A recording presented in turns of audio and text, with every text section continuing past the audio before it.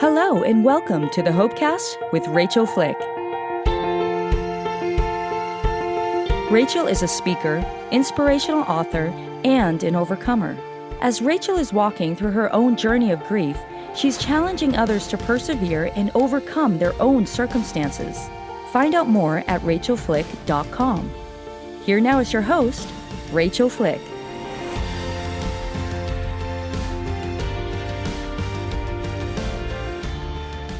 Friends, welcome back to this week's episode of the Hopecast with Rachael Flick. I am in Dallas, Texas at NRB, which is a convention for religious broadcasters, and I am joined by some amazing men and women who are here to share the gospel and join me in being hope peddlers with their stories as overcomers. The guest that I'm sharing with you today is Karl Clauson. He has passionately followed Christ for over 33 years, with more than 30 years of public speaking and 28 years of pastoral ministry. Born and raised in Alaska, Karl accomplished the remarkable feat of completing the 1,100-mile Iditarod trail sled dog race at just 18 years old. His life was forever transformed on February 11th, 1984, through a powerful encounter with God. He earned a B.S. in Biblical Studies from Multnomah University and currently serves as the weekday morning host of Karl and Crew Mornings on Moody Radio, reaching over 50 markets nationwide. In addition, Karl is the pastor of Vision and Leadership at 180 Chicago, where he continues to inspire and guide others in their walk with Christ. Welcome to the Hopecast, Karl. Thank you, Rachel.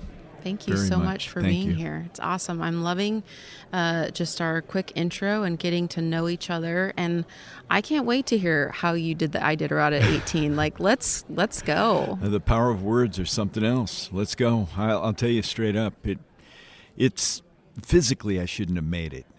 But the race, as in the race in life, actually has very little to do with anything physically.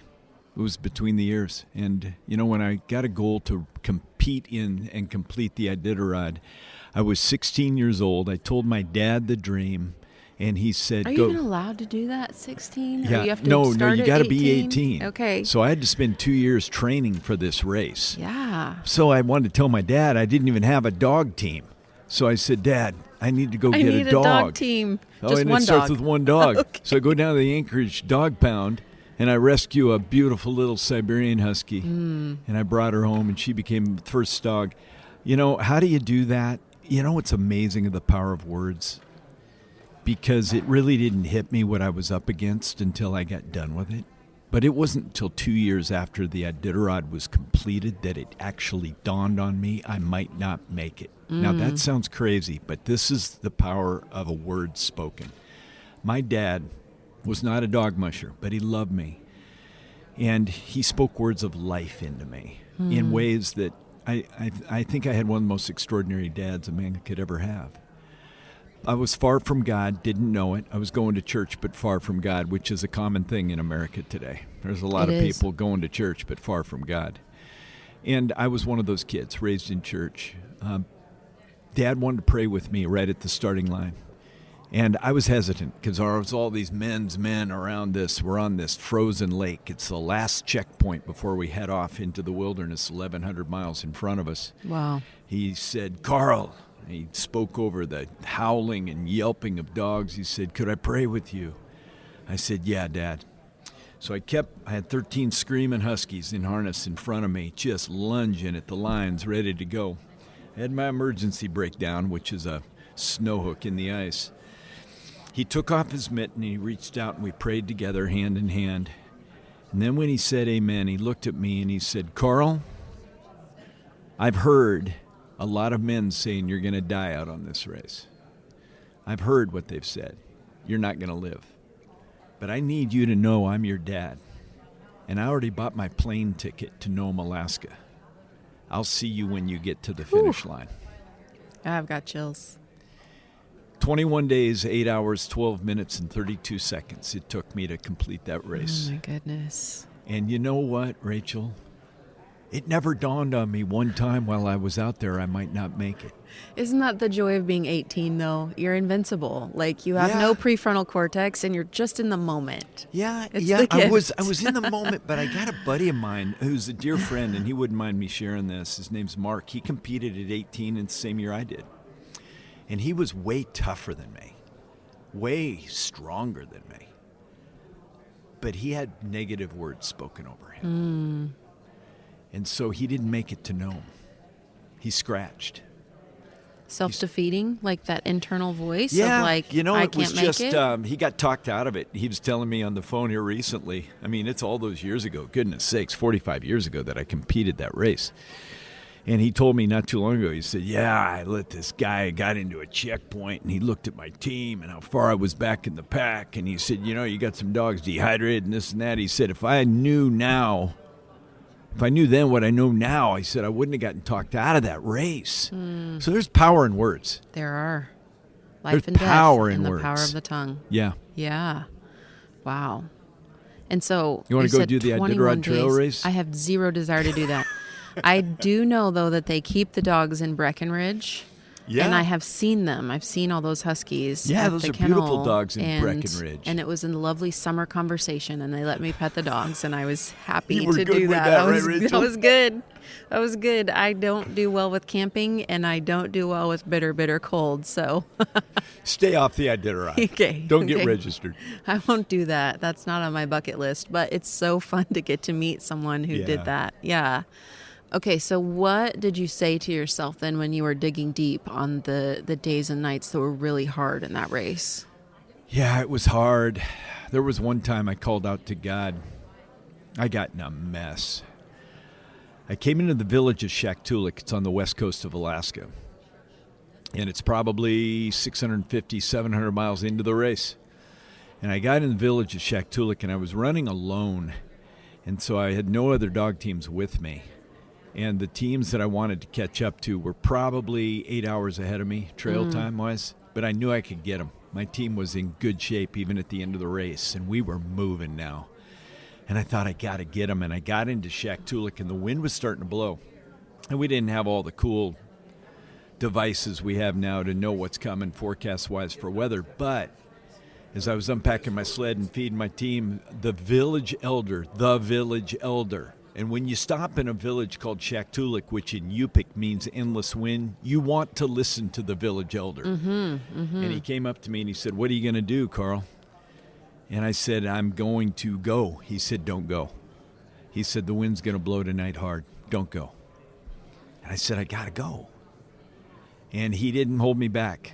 But I pulled the snow hook after feeding up my team, and I headed out onto the ice. So from Shaktoolik to Koyak, those two villages, is about 55 miles, but you go right across Norton Sound. It's the only part of the trail that you go right across the ocean.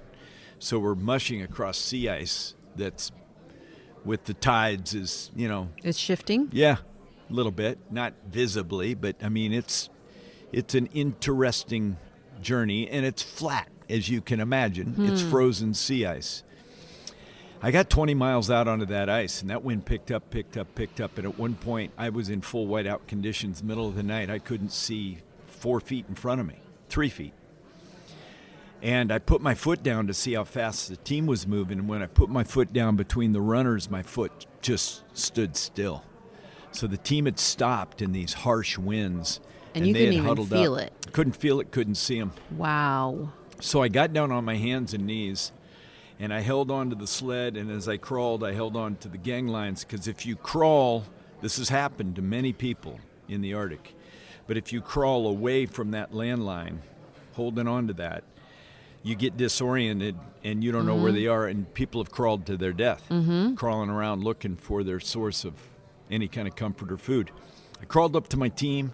I grabbed the dogs as I saw them with my headlamp, 2 by 2. They were tandem side by side, and I talked to them and I encouraged them, and they were huddled up tight. I got them in a big old ball. I huddled them up tight.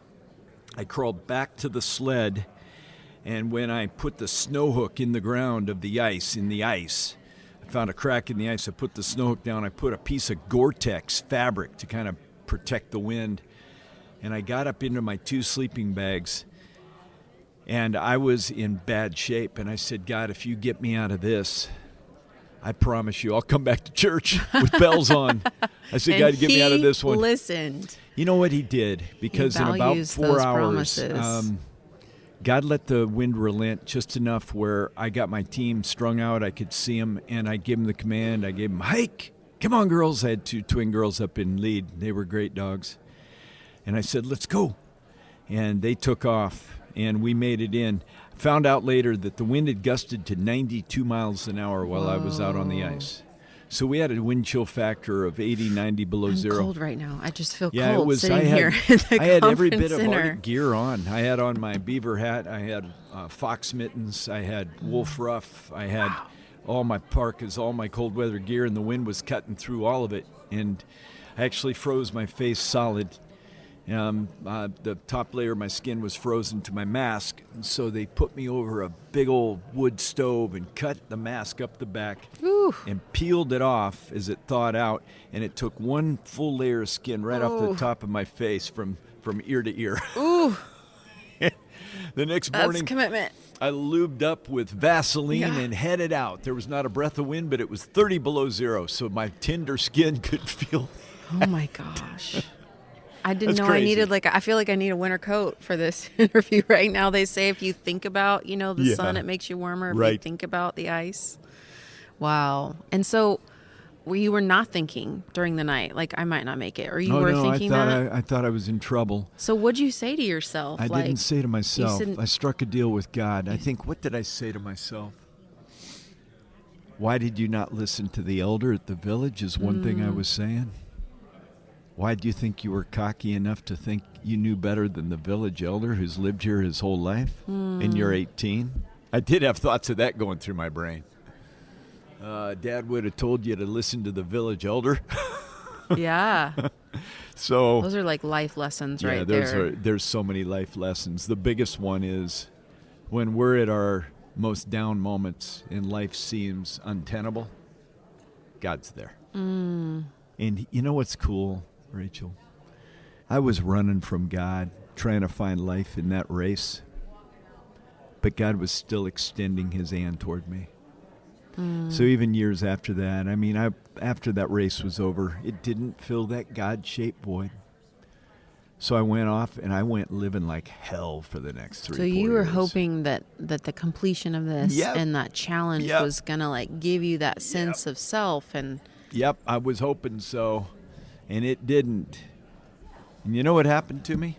I found myself walking the front street of Nome after 21 days out on that trail, and I said, God, where's hope? Where is it? That's got to be so heavy to have completed such an incredible accomplishment and then feel like, oh, it let me down. Yeah, it was empty. I was hurting. We hit those Ys in the road when we feel like the world has crushed us. We hit a Y in the road, and we really have 2 choices. It's pretty binary. We can choose to go our way or choose to go God's way. Come on. And it's hard. And I went out and lived like a bat out of hell for 3 more years, and I tried to figure it out on my own. Were you still trying to fill that hole? Yeah, Like, trying is to fill that it the up. addiction Yeah. piece, you think? Or Yeah, I just mean, it- numb out and dissociate from it? I was a type A personality. I'm Okay. like, we got to go harder if we're going to find it. Okay. Racing the Iditarod wasn't enough. We got to go faster. And I got a raging cocaine addiction. And it was horrible. I had 8 ounces of blow busted by the feds at Anchorage International Airport. Glad they did it while I wasn't there to pick up the package. If I would have picked it up, I'd have done 20 years in the clink. Wow. But they picked it up without me being there. Could And they prove No, they ownership couldn't of prove it was mine because it had my name on it, but I didn't go pick it up. So guess what? God extended me mercy when I didn't deserve it. He extended does me that. mercy. He does that. He's done that for me. I know he has, Rachel. You can see God's mercy all over you, girl. Thank you. Yeah, I shouldn't be here, so I can relate to those things where you just see the hand of God stepping in and Yeah. protecting you from the storm. Yeah. No, that's what it's all about. At the end of the day, I talked with a man 2 nights ago. He said, you know what, I think I think I've lived most of my life depressed. I said, yeah, but I don't know if you've ever really entered into it. He said, what do you mean? I've been depressed. I said, no, I mean, got down on your knees with your depression and cried out to God and go, this is how I feel. This is how I feel. Yeah. This is how I feel. I said, I think you've short-armed your pain. I think you ought to go deeper still. He got a hold of me. That's scary. He got a hold of me yesterday, and he said, man, that was the best thing on the planet. Wow. He said, I just cried out to God. Okay, so I can't let that pass, because one of the ways that you heal is to sit with your pain. Yep. And it's terrifying. Horrible. And it's one of the reasons that we use substances and activities and people, and we try to fill and run away from that at all costs. Yep. What would you say to give people courage to do what you advised him to do? Like, how do you do that? How do you sit with something like that or embrace that anger? There's a false masculinity and a false femininity. The world's selling something. It's selling toxic masculinity or feminine masculinity, and then for women it's selling almost a bootstrapping femininity. And the fact is God wants to meet us, man or woman, in the deepest point of our brokenness without skirting around it or trying to gloss over it. And so I would say go right to the mat with God. And when I say go to the mat with God, I assume the position. I get on my knees a lot. That's great. Sometimes I get on my knees and I'll find a mattress and then I'll put my head down, and that's where I can cry really good. I love that. I love that. You guys can't see it, but Karl is smiling so big right now. That's where I cry. Yeah. I mean, I think that for me, that's been a muscle. Building a muscle to say, okay, I don't have to be intimidated by this. I don't have to, because my grief when I lost my husband was so intense, it scared me. Yeah. It intimidated me, the emotions that came out of that. And I was like, I don't want to feel that. You want me to sit with that? What are you talking about? You know, I want to burn everything down and throw myself off a cliff, and I want whatever it is, you know. It was just this immense place. And so, like, learning to do that. But I love that you're saying you are not intending to do it alone. You're not intending to sit there by yourself with your pain. You're inviting the Lord to come into it with you. Yeah. And that's where healing can really begin. God is that good.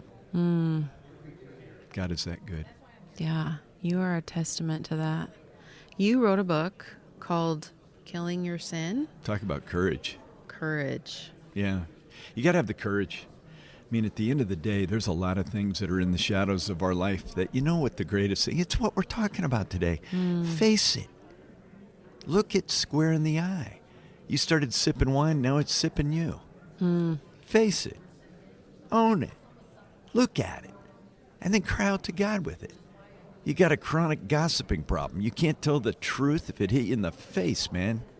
The truth would be a better story sometimes, but you still got to fudge it a little bit, you know? No. How do we get victory over those things? God wants to put them to death by the power of the Spirit. And so that they don't sit in the shadows and mock you. Go sit with that sin and God and have a talk. And it will give you victory. What are some, you're talking about, you know, getting down on the mat, inviting in the Lord. What are some of the ways that you help people through in ways that they can take it head on and look at those addictions or sin or whatever, right? Whatever pattern it is. It's really interesting, but this requires some emotion. For years, I didn't know that the character of God, of hate, could be existent. But God hates sin. Hates it. In fact, the Apostle Paul says, hate what is evil, cling to what is good. I don't think we can hold on to what is good until we get the proper emotion around the stuff that's holding us back. Sitting down, table pounding, passionate, saying, God, I don't like this. So it's a humble recognition that I can't do it. Only God can. That's the secret to any victory, by the way. Yeah, It's got to be the source. It's got to be the source. I was asking a friend of mine who's a gazillionaire in the tech company, in tech startup world. And I asked him, I said, all right, all these guys that are hooked on Adderall, because most tech startup guys are all on Adderall. Got no sleep. Yeah. No sleep. So I said, when they get off, what are they doing? Are they getting off and finding God? No, it's whack-a-mole. See, if you're trading in one addiction for another, that's no good either. But if you humbly bring that addiction, whatever it is, or that God substitute, or that painkiller before God, wow. This is the gospel. God is the one who heals. And I actually believe it. Yeah, I do too. And he can conquer by his power that one thing that is defeating you. I don't care what it is, God can do it. So beautiful. That's so beautiful. I think I'm thinking in my story of just coming to the table and feeling like I have to do it myself, you know, and a long backstory of being a perfectionist and being an achiever and trying to be in control, you know. The old classic question, how'd that work? How's that working for you? It took me so far. Yeah. And then it left me high and dry. Yeah, that's a great way to put it. Rachel. You know, like there was some success there. Sure. Right? There's Short some term. achievement. Yeah. But then, like you said, you know, it leaves you so empty.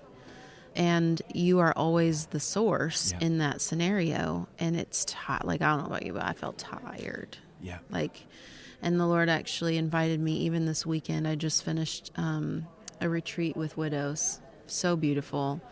And he said to me, and it was the sweetest invitation, he said, I could be your problem solver. And I was like, you know, the Lord, he doesn't ask us questions for us. He asks, or for himself, he asks them for us, right? For like, sure. So like the suggestion of like, would you like me to do that? You know, like, could I bring you that possibly, you know, and just acknowledging like the end of myself. Yes. And the fatigue. That's where it begins. Yeah. Self-will and self-help will get you a week or a month, but it's nothing to build a life around. So good. So what has this brought forward in fruit in your life that you serve other people with in ministry now? Tell me a little bit about that. You know, the biggest breaking that I ever had in my life post-salvation was when my wife came to me 7 years into our marriage and said, I don't love you anymore. Now, the rest of the story is we've been married 37 years, and she's my best friend. I love that. And she loves me, and she likes me, which is That's a beautiful. miracle. She likes me. But here's the kicker with this.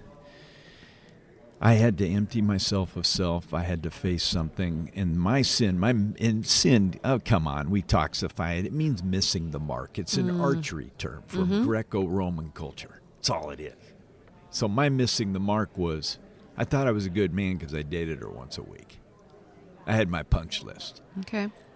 But I didn't love her as Christ loved the church. And so here's what's amazing, because hope works two ways. As God gave me hope that even though my wife just told me I don't love you anymore, and she told me that with a quivering chin because she told me it scared her half to death because she's committed. The Lord gave me hope saying, I can show you how to be a man that loves his bride as Christ loves the church. The thing that I didn't know is the hope I would get to see in her as I began to do that. And that was one of the coolest things ever. She really deserved that, and it was worth it. And do you share that hope for marriage and transformation? All the time. Yeah. You know, there's a lot of glorified roommates in this world today. Sharing occasional sex, couple of kids, joint bank account, but intimacy's gone. Doesn't have to be that way. No. The tomb's empty. Our God is alive. Yeah. You get too humble. You know, it can start with one humble person who says, all right, I'm going to the mat here. Look out. And the funny thing is, the first person to grab hope now can share hope. That's the powerful thing. That's a powerful picture. Yeah. I love that. Karl, You're a wonderful storyteller. I know you're like on radio, and I'm just meeting you for the first time, so I'm getting introduced to this. That's obviously a cultivation in you, but I'm like, yeah, let's make a movie about that. I mean, I know that we've done some Iditarod movies and stuff, but like I'd watch that movie. I had someone ask me one time. They said, "Was that movie Iron Will about you?" And I mean, that's what was coming to my mind as you're talking. I said, that was a wimpy 400-mile race. I love it. Well, yeah, I'll support it. I'll be at the screening if you decide that you want somebody to make the movie about it. It's awesome. Where can people find your work, find more about you? We've got a site, and grateful for this, because I don't want people to read a book. I want them to live a new life. That's the main thing. So one of the greatest hope sites going is going to have a counterintuitive title. It's called killsin.com. Okay, killsin.com. That's very catchy, though. Yeah, killsin.com. Killsin.com. It's that simple. And we got a lot of free resources there to just help people along the path. That's wonderful. Yeah. I love that. Thank you, Rachel. Yeah, thank you for taking this opportunity. I got to tell you something. Tell me. You got a phenomenal spirit about you. Thank you. You got a phenomenal spirit about you. God's going to use you. Keep it up. That means a lot. I mean, he has brought me through hell and high water and trauma after tragedy. And I'm like, Lord, you promised that nothing is wasted. Nope. And so he's got a lot of work to do. People who say that God will never give you more than you can handle. That's a lie. Those people are smoking the ganja. That's a lie. He 100% does. He just says, I'll get you through it. Yeah, but that's it. It is definitely more than we can handle. Yeah. Yeah, thank you so much. Thank you, I really Rachel. appreciate that compliment. Friends, thank you so much for joining me on this episode of the Hopecast. If you want to help with the production, you can make a donation as small as $5 at buymeacoffee.com/Rachael Flick. If you want to connect with me, get resources, ask me to speak, you can find me at rachelflick.com. Friends, this has been the Hopecast with Rachael Flick. You've been listening to the Hopecast with Rachael Flick. To find out more, go to rachelflick.com. While you're there, you can book Rachael for your next speaking engagement. Her inspiring message will be sure to engage and touch the heart of your audience at your next conference, church event, or business function. Go to rachelflick.com to book her today. While you're online, you can discover more information about all of the platforms that this podcast is on. Also, be sure to click on the social media icons at the top of the page, and you will be directed to Rachel's social media sites. If you listen to the show on Apple Podcasts, we would appreciate if you would subscribe and leave us a review. Well, that's all the time we have for this episode. Thanks for joining us, and we will see you next time for another edition of the Hopecast with Rachael Flick.